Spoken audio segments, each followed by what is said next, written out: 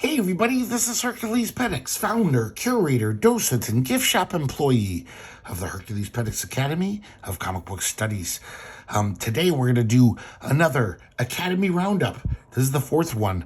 And I just had some various odds and sods I wanted to look at.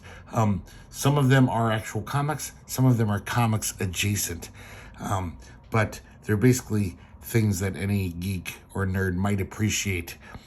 We're starting off here with Byron Preiss, the editor who put out those fiction illustrated digests. We looked at Shlomo Raven about a year and a half ago. But he was always coming up with different projects. The illustrated Harlan Ellison, the illustrated Roger Zelazny, the Ray Bradbury comics. Every few years, he was basically bringing comics to the mainstream of publishing. So he convinced Pyramid Books, they were a big paperback publisher in the 70s, to basically he wanted to bring back the pulps, or at least the spirit of them. So he had this series called Weird Heroes, a New American Pulp. And he wanted to get established science fiction authors and comic book writers who maybe have never written prose fiction to write, novella-like stories, just like in the old pulps of strange new heroes, and to create heroes. And also in the style of the pulps, these are heavily illustrated. And he got some of the cream of the crop of comic book artists to do the art. So definitely, if you're a comic fan, there's some interesting stuff in here. Starting off with the Jim Steranko cover. Jim Steranko does a lot of work in these. And my book here is just falling apart, so hopefully it won't rip up. Like most Byron Preiss stuff, nice design. And we have the contents. And I'll flip through really quickly just to get to the art. Quest of the Gypsies, the first story. It's written by Ron Goulart. And we have illustrations by Alex Niño. This isn't the best Alex Niño I've ever seen, by far. But even the worst Alex Niño is pretty damn nice. This is more kind of a subdued Alex Niño. But man, still amazing. I mean, it's not some of his more imaginative, trippy stuff. Though that's pretty cool. Next we have Stalker. I think his full name's Adam Stalker. I like how they all have an introduction, kind of an explanation from the writer, telling you a little bit how they came up with the story. So this is written by Archie Goodwin, the great comic book writer and editor. I don't know if he's ever done prose before this. And this is very interesting. They got underground cartoonist Dave Sheridan to draw it. And once again, just like Alex Niño, this is fine illustration, but not really Dave Sheridan's best. He's very subdued in this. Dave Sheridan, known for his psychedelic, freaky art. Though I guess by the mid-70s, he toned it down quite a bit. But this is even extra subdued. I think he's trying to be like the old pulp illustrators from the mystery ones. Just very matter-of-fact, just nice illustration in the classic style.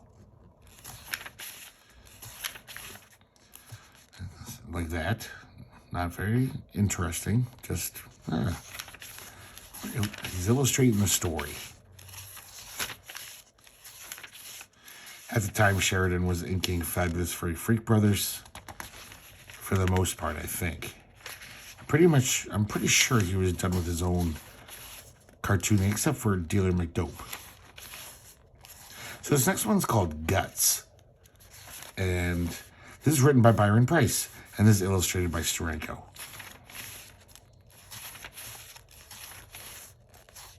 And strangely enough, though, there's this little picture here that says Buckler. So Rich Buckler pops in for a panel.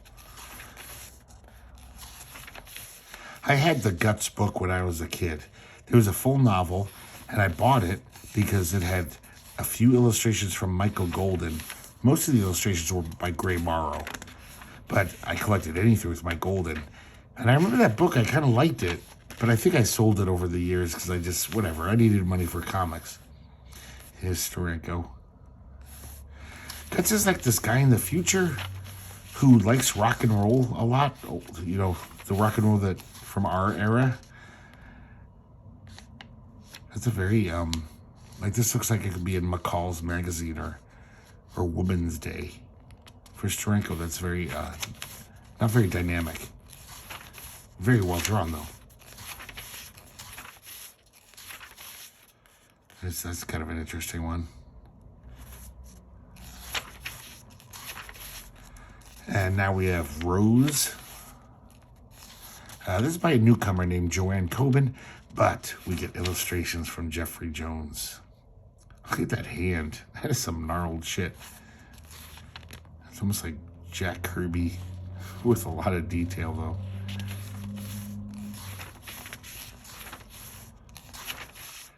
Yeah, just so I've held on to these for years just because I don't think these drawings will ever be reprinted. And hey, I mean, some nice drawings by Alex Niño and Jeff Jones and Steranko. Why not? I'm pretty sure, if I remember correctly, these stories aren't very good.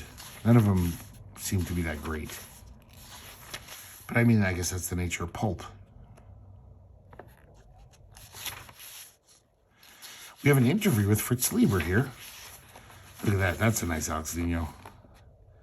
That shows off more of Alex Niño's visual imagination.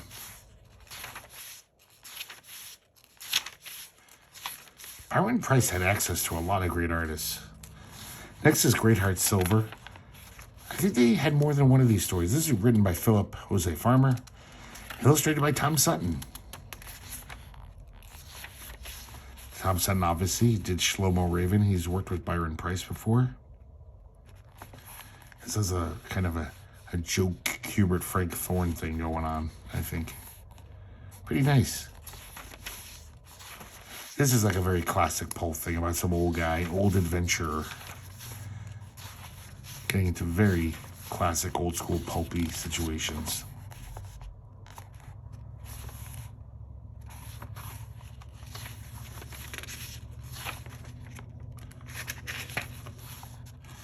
Yeah, I would love to read a really good book on Byron Preiss. Or even a great interview. I don't even know if he ever gave an interview. I wonder if he's in any of those old comics journals, because he just was really doing some interesting, crazy shit. Obviously loved comics, even though some would argue that he kind of bastardized them. He'd always have those, you know, got rid of the word balloons. He liked to have the text and the captions under the picture, because he wanted it to look more sophisticated for people who don't like comics. He's trying to cross over. But man, he got some good artists to work for him. And did some fun stuff. Has another one. I think he meets a doppelganger of the Shadow in this. Some old, you know, aging version of the Shadow, if I remember correctly. I really didn't want to read these again to tell you the whole synopsi of these stories.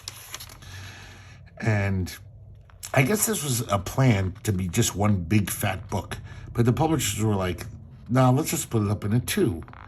So I guess volume 2 is pretty much more the same. And I believe that's the cover for it. Yes, it is. We see a little preview, a nice drawing by Fabian, the great science fiction artist. And I thought I saw, oh yeah, so the next, I kind of wish I had this, because the next one has interior art by Jim Steranko, Neil Adams, Ralph Reese, Esteban Morato, and Fabian. And some other, and Harlan Ellison writes a story, but I've never gotten part 2. I do have part 4, however, which at this point, they were like basically using it as a showcase series. This whole paperback book is one story, this character named Nightshade. I think the writers are newcomers, and we have a Ralph Reese cover here. Very weird. I don't think Ralph Reese did many paperback covers in his day. And this is completely illustrated by Rudy Nebres. You have a little title page. This is written by Tappan King and Beth Meacham. I don't remember. I'm pretty sure this is very dull. I barely remember reading this. This is an introduction by Walter B. Gibson, the creator of The Shadow. Nice connecting the lineages here. And then we just get this whole book with lots of illustrations by Rudy Nebres. Lots of 2-page spreads. Not Rudy Nebres' most exciting work.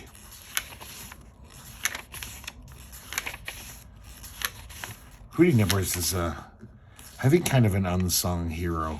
His stuff was so beautiful and lush, but he was always just kind of like, never considered like, you know, the hot artist or anything. He was always doing backups in black and white magazines and stuff, and they were all gorgeous.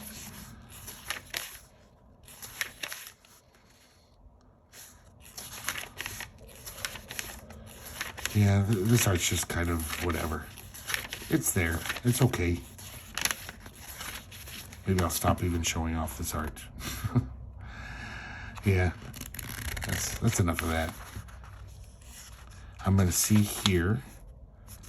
Oh, this is interesting. It shows us the rest of the Weird Heroes series. I guess Marv Wolfman did one.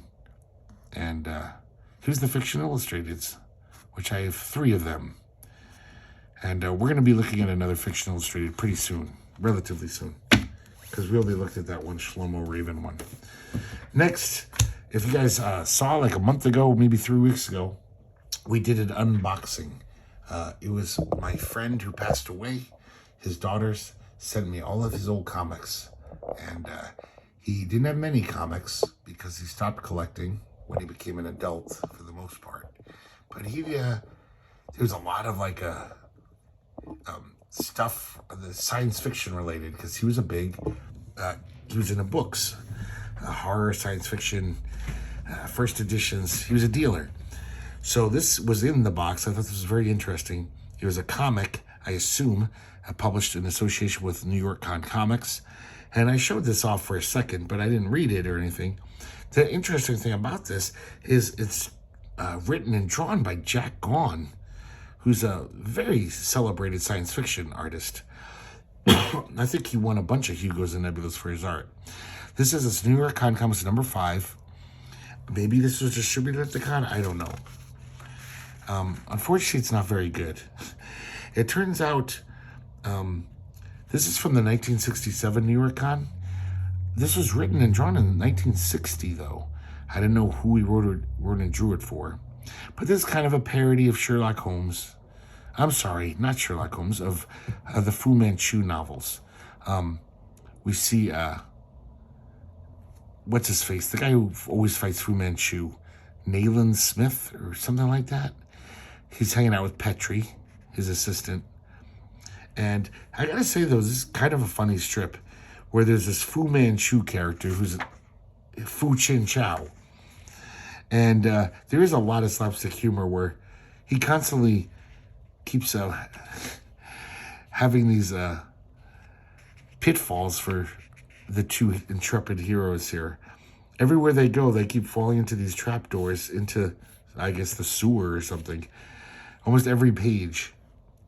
So it's almost like Fu Chin Chow keeps getting the best of them. That's the running gag. It's almost like watching a Pink Panther cartoon or something.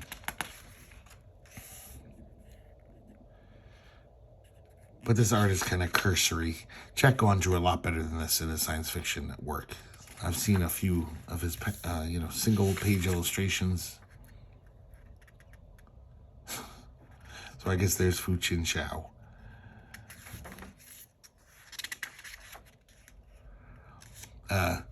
Sir Nayland. I know I'm getting that wrong, guys. Sorry, guys. But I'll call him Sir Nayland for now. He takes this some kind of drug. And this is kind of interesting, the way he draws him. He's just floating through the air. And then he grows to the size of like a kaiju. And even when he's the size of a kaiju, a whole city block falls under his feet like a trapdoor. And once again, he falls. That's why I kind of thought this was kind of funny, because it's just unrelenting. It just keeps happening over and over. It's a very silly sense of humor. So I just wanted to show that off. Kind of a weird rarity there. This next thing I wanted to show off is, I don't know why, but I used to love these so much. You know, before the internet, I grew up loving fanzines. I gotta zoom out, guys. Hold on. Hope you don't get nauseous. Let me see if that's enough. A little bit more. Hold on. Give me 1 second. I gotta stand up here to make sure. That's good enough. So Fantaco was a comic book publisher. Well, they published books too, out of Albany, New York. They had a comic store, and then they started putting out fanzines. They started putting out real comics. They put a lot of cool stuff in their day. But I guess also because, you know, they were appealing to the fan market, they put out these Chronicles. And whatever comic was kind of hot at that time, they'd give you this really in-depth kind of a look at the characters. And they get like some really great artists. So like, I think this is before John Byrne even took over Fantastic Four. He had that little run in the 200 teens where he was heavily inked by Joe Sinnott. He didn't write them. But look at this great John Byrne cover. I don't know if he painted it. It's watercolors, or is that just like, I don't know, colored pencil, something. Nice cover though. We have a lot of art in these by Dave Simmons, who's a really good inker. Never penciled much, and there's plenty of examples of him penciling. These are pretty much, they kind of look like Amazing Heroes or something. Very nice, simple design. Good fonts.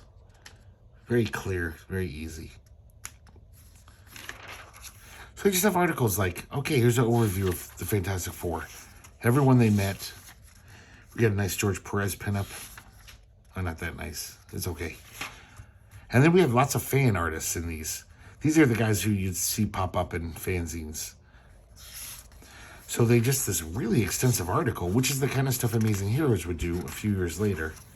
There's Dave Simmons again. It's a pretty nice drawing, actually. This is some fan artist. I can't read his name. Dave Simmons, Black Bolt. But yeah, guys, before the internet, this shit was amazing. And then they always had contributions from Fred Hembeck, who I always enjoy. This is him talking about that first Fantastic Four annual. Very informative, very fun, and like all of his stuff. He actually reproduces the original cover. This is not the cover of Fantastic Four Annual 1. This was the original cover, but I guess Stan Lee didn't like the design. Had Jack Kirby draw something else. I don't know if I've ever seen that unhembeckized. Here's a little interview with Jack Kirby, of course. You gotta have that. More Simmons art. Another Hembeck. This is nice. John Byrne when he was really good. Doing every character associated with the Fantastic Four. Heroes and villains and friends. Man. John Byrne was so fucking good. What the fuck happened there? Another article about the post-wedding issues. Article about the cartoon versions, the animated versions. And an interview with Len Wein and Marv Wolfman. At the time, they'd written a lot of Fantastic Four issues. Here we are. John Byrne writes a personal recollection of his of the Fantastic Four, his experiences with them as a kid. Oh, I'm sorry. So he just started his run on the Fantastic Four at the time of this publication. I used to love those comics when I was a kid, man. And then these were great. A complete checklist of every issue, who was the villain, the credit, who wrote it and drew it, how many pages it was, the title. Man, this shit was just like invaluable. I would just read. I was such a nerd. I loved stuff like this. Look at the tiny print. It's every single issue up till, I don't know, 240 or something. Okay, so we're well into Byrne's run at this point. 9 issues in. But Byrne made Fantastic Four hot again. Hence, this Chronicles. That's probably why they made it. And then they have this one guy. His name's Don Martinek. I think I remember him from like old comic readers and Amazing Heroes. Fan artist. And he always has these little cutesy comics. And that's so great. I'm not really a fan. There's some more Dave Simmons. That's a pretty nice one. It says dedicated to Wally Wood. And look how it very much looks like Wally Wood. Especially the anatomy of Medusa here. Very va-va-voom. But even the shading looks like Wally Wood. And there's the front cover without the logo. God, man. I really like old John Byrne for superhero stuff. Can't be beat. Here's the 3rd issue. I don't have the first one, X-Men Chronicles. But this one's great, especially if you are into the Miller Jansen run of Daredevil, which we've been looking at recently. And, oh, God, first of all, this wraparound cover. I don't think Marvel has ever reprinted this anywhere. This is fucking gorgeous. Miller Jansen, of course. I'm pretty sure this is like, because at the last minute they extended it to this back cover. So it's barely a wraparound. You know, they did continue the city buildings, but that's about it. This could totally be its own thing, right? And this could too. But this looks like Jansen took the wheel here with the, it's basically drawing with the coloring. That's very Jansen.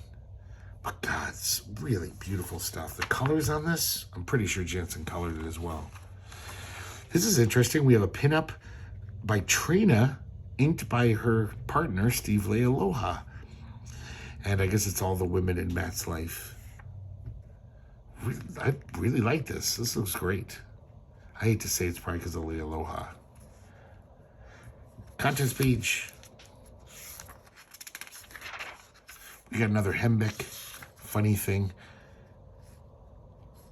Kind of funny stuff, actually. These are pretty cute.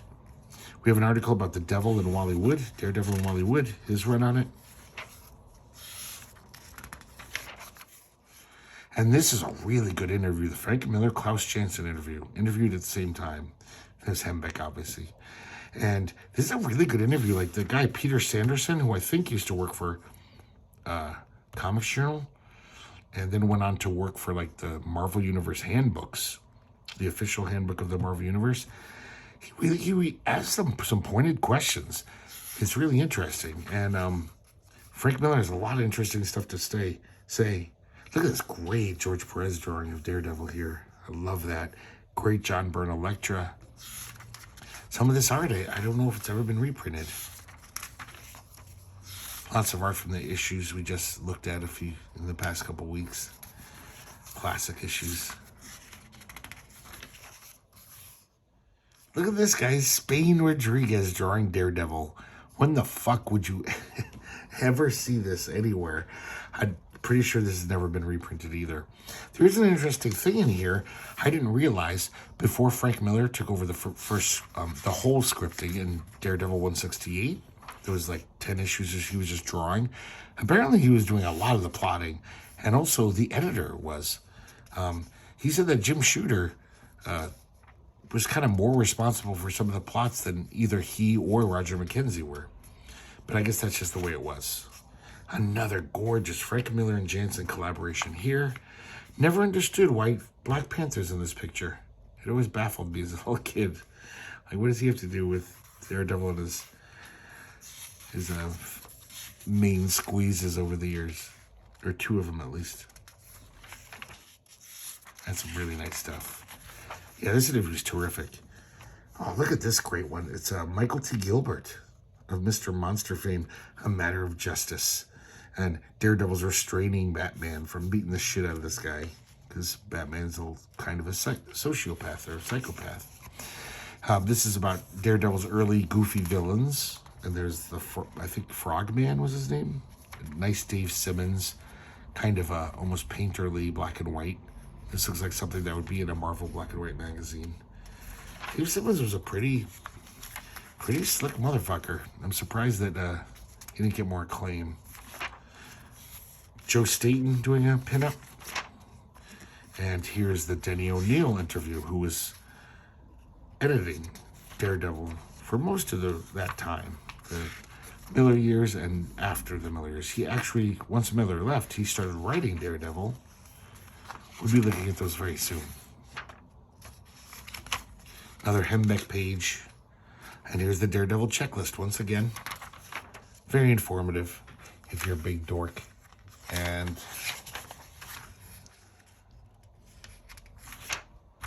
this is a great one. Michael T. Gilbert, again, comparing the Golden Age Daredevil with the Silver Age Daredevil. And they're basically arguing with each other. He's like, oh, so you're Daredevil, huh? And he's like, yeah, the original, buddy. And they're all kind of brag about, Silver Age Daredevil saying, I'm the first blind superhero. And then Michael T. Gilbert, of course, he knows his comics history, so Daredevil corrects him. He says, well, what about Dr. Midnight? And there was this other short-lived hero in the 40s who was blind. In fact, I was mute. You're not even the first one with a handicap. And then Silver Age Daredevil tries to say, well, you have that crappy costume, and also, my editors hired talent like Bill Everett, Wally Wood, and that new guy, Frank Miller. And I like how the Golden Age Daredevil says, yeah, sure, kid, I had to make do with hacks like Jack Cole, Norman Maurer, and the great Charles Biro. Guess that's why my book only lasted 15 years. And then he finally tells them, well, here's something you'll never have. I had a circulation of 6 million copies every month. And Matt Murdock there that shuts him up. He's just like, him, well, I do have that Frank Miller guy. Wow, 6 million, huh? And he just trails off. Really like that strip. So there's that. And then I have this one, the Avengers Chronicles. By this point, they were just calling them Chronicles. And then this really bad George Perez cover. For a while in the 80s, George Perez was trying to color his own work. Like there's that new Teen Titans annual that I think he painted. I don't know what it was. It just looked terrible. See, this looks like, I don't know, just bad magic marker or colored pencils. He was always terrible. I mean, you could tell. It's like, yeah, this is a Perez drawing. It would be kind of nice. Except it just looks terrible because of his bad coloring. The back cover is even worse. I'll show you that later. Here's a little pinup by Michael T. Gilbert again. Man, I miss when Michael T. Gilbert could really draw. He was really good. He had a great style. So now we're up to, I think this came out in 82. Technically, it's Chronicles number 4. And once again, same thing. Lots of Dave Simmons art, lots of articles. Oh, I forgot about this, though. Michael Golden. I've never seen this anywhere else. This is amazing. It's the Avengers fighting submariners, underwater lackeys. Oh, man. I wish somebody would color that and make a nice little poster. So, total overview of the Avengers. More Dave Simmons. Look at Dave's Vision looks like he's in Twyla Tharp's dance company here. He looks very graceful. Flitting about. More Hembeck. Talking about when Captain America joined the team. More Simmons.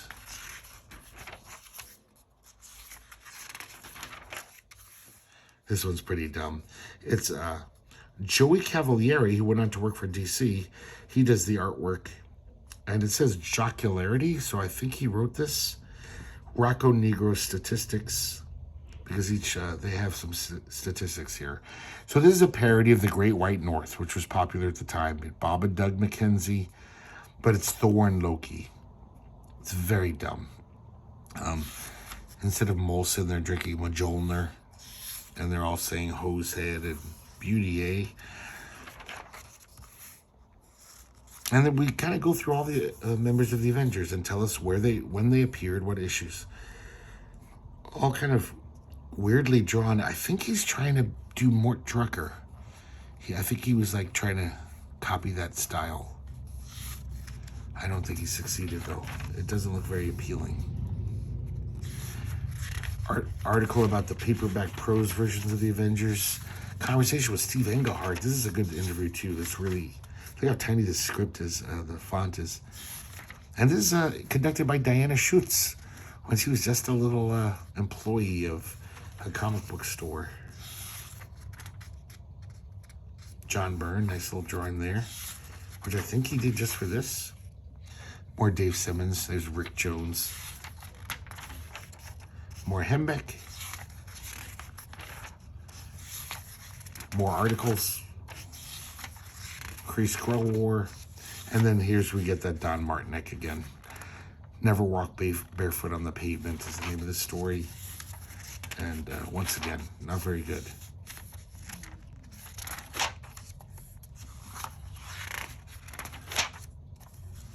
Article about Yellowjack. More.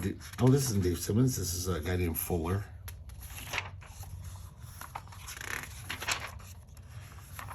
The Justice League crossover that never happened. More Dave Simmons, Spider-Woman. Checklist, of course. I almost think that was the main reason I wanted these. Some letters about the previous ones.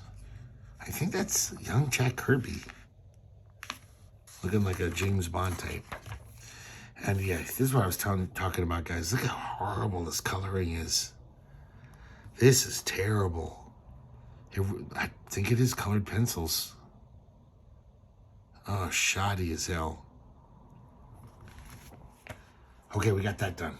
So, this was like an interesting freebie comic that was, if you lived in Chicago in the early 90s. I don't even know what number they went up to, but I lived in Chicago for 1 year.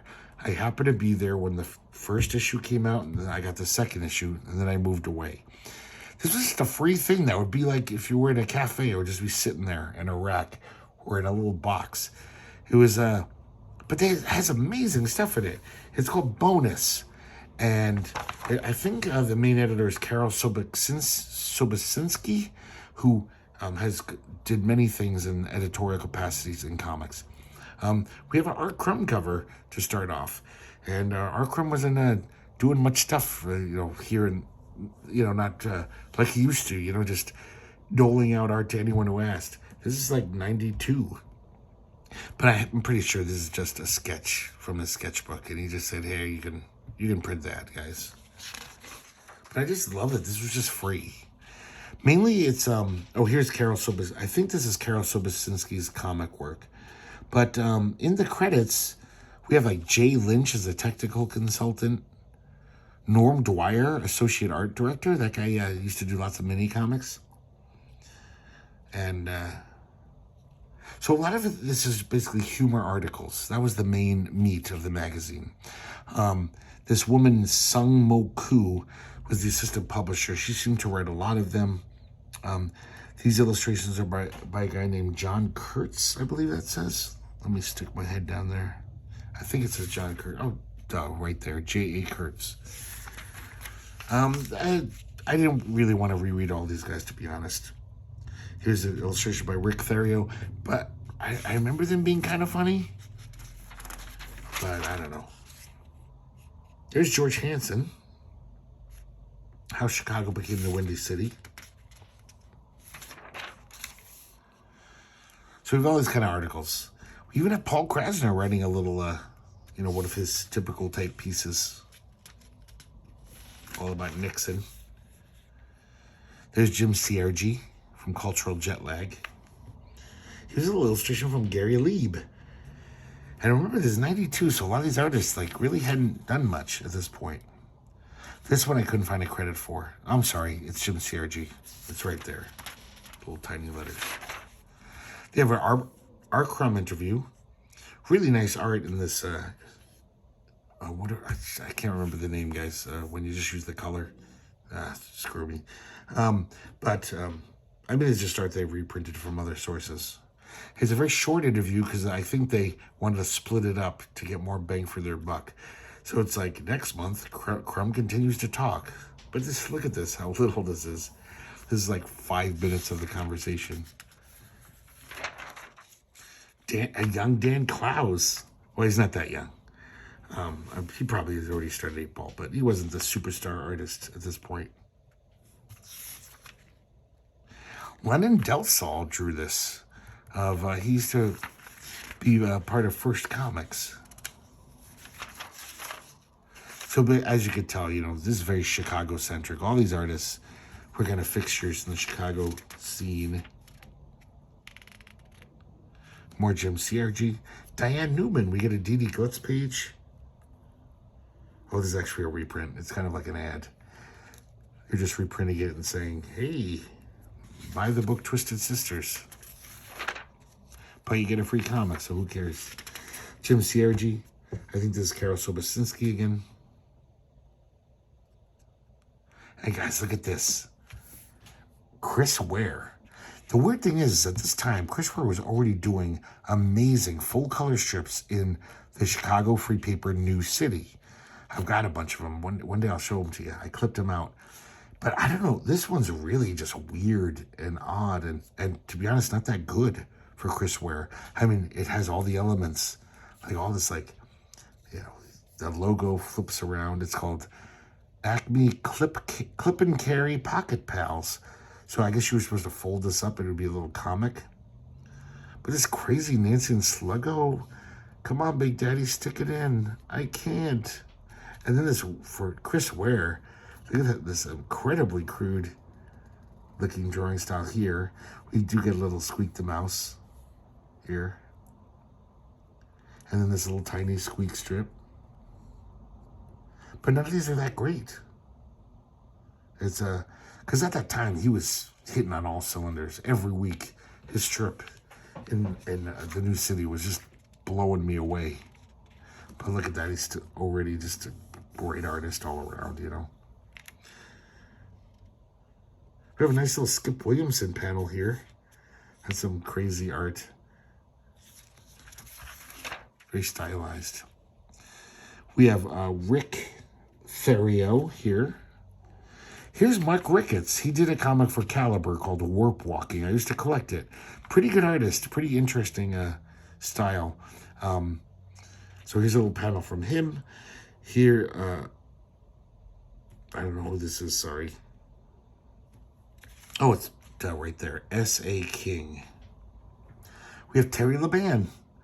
Very young Terry Laban. This guy named Patrick Fitzgerald here with this kind of scratchy, weird style. Maybe I shared a bus with that guy on the or took the L with him. Here's another R. Crumb, I imagine a sketchbook page, but it's still great to get to see some R. Crumb, unpublished R. Crumb. Carol Sobosinski again, and an ad for a local bar with Skip Williamson art. Here's number 2, really nice Skip Williamson cover. Pretty interesting. I just realized I forgot to embiggen. I hope I didn't cut off too much of that last comic. Let me make sure. Sorry guys, give me a second here. Okay. Once again, lots of funny articles. Match a police officer with his favorite type of donut. A little strip by Jim Sergi. Wow, talk about dated. And a funny article about Ross Perot. George Hansen art. With this fake advice column. This has a header by John Petrie here. I never went to Haley's Comics. There's lots of ads for this comic store. Pretty nice ads. Another R. Crumb sketch. But basically this is just saying, oh yeah, the R. Crumb interview won't be in this issue. It'll continue next issue. This is J.A. Kurtz again. Kind of undergroundy style there. And oh, a Skip Williamson interview. Lots of examples of his art throughout the years. More articles. This is by Rick Therio again. I guess he was a pal of theirs, because I never heard of him. This looks like it's that Kurtz guy again. Nope, it's Patrick Fitzgerald from last issue. More Jim Sergi, S.A. King. There's a little Mark Ricketts drawing. And look at this guy's Ivan Brunetti. It's obvious by the content it's Ivan Brunetti, where he's doing all these gags about committing suicide. But the art, I would never guess. It's crazy. It's almost like Sam Henderson level of gag cartooning. Here's Jessica Abel. She's pretty young then, too. This guy's Stuart Grice. This one I cannot find a name anywhere. Here's Gary Whitney, longtime Chicago cartoonist. There's that Therio guy again. And this is Adam Green. So, you know, this isn't like the best thing ever, but it's like, I couldn't believe you could just pick this up for free in Chicago. It was great. Carol Sobosinski again. And we get another Chris Ware. And this is much more in line with his New City strips, you know, the early Acme strips. In fact, I think this was one that he just said, hey, you guys can reprint it. I'm pretty sure I've read this in full color in the New City. And then we have this full comic by Alexander Zograf and Sasha Rekizik about the war in Yugoslavia, which is pretty much what that guy spent most of his career talking about. Well, he also talked about dreams a lot, too. Pretty interesting comic. Never was a fan of his art. Zograf is the artist. But, yeah. Very interesting story, though. So apparently, I lived in Bucktown. So the Bucktown pub, I didn't even know this, had an Underground Comics Hall of Fame. They kept inducting people. So it's all these great underground cartoonists. I don't know if they actually came on those nights, but I lived right there. I could have just walked around the block and gone to this place. I assume it had underground comic art all over, festooning the walls. And I'm just like, God damn it. I never went there. At the time, I just never thought about it. Even though I had that comic. So this is a dumb thing. I just want to show this off. I found this in a drawer. It's one of those lined notebooks for school. Every year, you'd go get your school supplies. And it really was exciting to a dork like me to find stuff like this. I've lost most of them over the years. I think this is the only one I have. But, you know, being a Marvel fanatic when I was from, you know, I don't know, age 6 or 7 on, this is like, I just, like, the fact that they just have a random obscure Marvel cover, like, whoa, that's a real comic. I believe I had the Spider-Man one with the tarantula on it and the Punisher, that great cover. So I just want to show these off. This was a big thing when you were a kid in the 70s. It was, even though I'm sure half the kids just thought, oh man, let's beat that guy up. He's a total fucking nerd. So that's that for, actually that wraps it up. Oh, I wanted to show one more thing, guys. So getting back to that unboxing I did. There's a lot of old Dell comics from when my friend was a little kid in the 50s. A lot of those Dell comics are just really dull art. And, I mean, there's one in there, which I'm going to show off soon, trust me. It's got, oh my God, I'm having a mental block. Alberto Giolitti art. It's gorgeous. But most of them, it's just like these hacks. You know, Dell was cranking out so many fucking comics. They just didn't care. As long as the person could draw, like, a straight line. But, so the one comic in the box that I was very excited, as far as these Dell comics, these old Westerns go, was this Rio Bravo comic. And why is that? It's drawn by Alex Toth, or Toth. I still don't know how to say his name. Now, here's what pisses me off. The only comic, I mean, a lot of them smelled a little mildewy. There's a lot of floods in my friend's house that he had to deal with. But the only one with black mold Yep, you guessed it. It's this one. So I was actually I'm gonna probably wipe my desk down when I'm done with this, and I'm gonna burn this. But before I did, I wanted to show it off to you guys. Just flip through it real quick, because this is some really nice Alex Toth art. Look at this. Just like that. Totally shows off why he was the artist. You know, everyone, just with so few lines. I mean, I'm pretty sure Alex Toth was probably like, it's a Dell comic. They paid good rates and everything, but I think they were just, people were like, they don't care. I don't have to draw that good. I can hack it out. So, oh, there it is, guys. I'm not going to touch that. I got to wash my hands now. So, I just want to show you this real quick. I'm probably not even going to read it.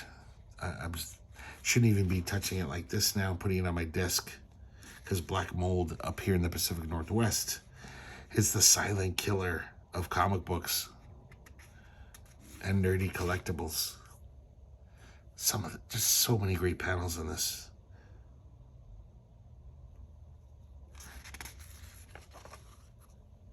You can totally see why he became this big Hanna-Barbera animator. Some of these look like little screenshots from some cartoon. Look at the angles here he uses. You know, this thing could be so boring in the hands of a lesser artist, but Alex Toth always found these great angles. That's a kind of a weird angle. That's a little too extreme close up there. It's like, my eye, you're gonna kiss my eye.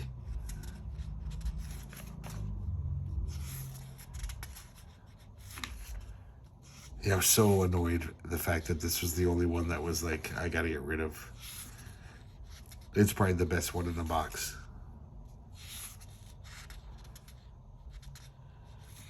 I should say the best one that I don't own already. You know, over the years, I would buy a lot of those comics that I saw at Andy's house.